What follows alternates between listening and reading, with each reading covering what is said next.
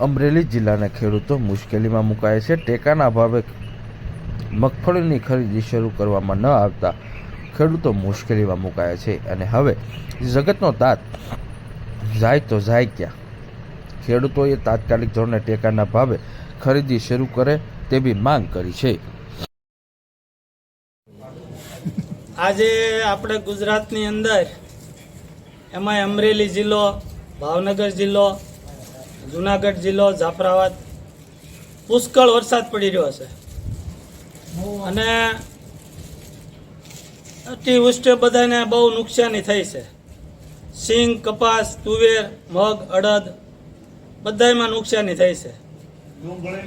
ડુંગળીમાં પણ નુકસાની છે, બધામાં નુકસાની છે ખેડૂતને।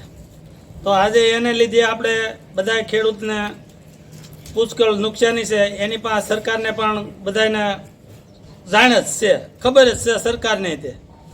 તો એમાં બધી સર્વે કરાવે છે અટાણે, તો એ સર્વે ન થવું જોઈએ અને એ સર્વે એનો હાલતા નથી। ખેતરમાં આવે તો સર્વે હાલતા નથી। બીજા નંબરમાં કે અટાણે 1 તારીખે આપણે ટેકાના ભાવે સિંગ લેવાની હતી, તો એ સિંગ અમુક ખેડૂત કોઈ એવા આખતરવાળા હોય એના માટે ઘેરે આવી ગઈ હોય તો એ અટાણે ખેડૂતને લેવી જોઈએ ટેકાના ભાવે।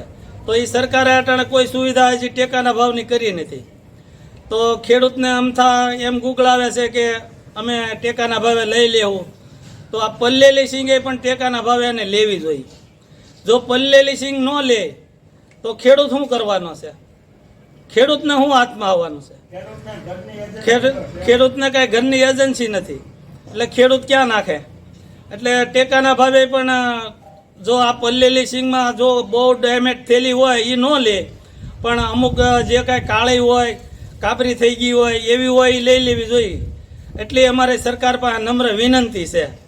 એટલે બધા એને કહેવામાં આવે કે ભાઈ આ બધા ટેકાના ભાવે જેમ બને એમ ટેકાના ભાવે પલ્લેલી હોય તો જવા દેજો એમ, અને સરકારને નમ્ર વિનંતી છે કે આવી લઈ લેવી જોઈએ આપણે। અને બીજા ફાલતુ વચમાં જે કાંઈ તોડ કરીને ખાઈ જાય છે એ ન થવા જોઈએ। વચમાં તોડ બહુ કરી જાય, આપણે યાર્ડમાં જઈએ ને એટલે કે તમે આવો માલ છે ને આવો માલ છે ને આમ કરીને આપણો તોડ કરી જાય, એટલે તોડ ન થવો જોઈએ જરાય, અને માલ બધાનો લઈ લેવો જોઈએ એવી અમારી નમ્ર વિનંતી છે સરકારને।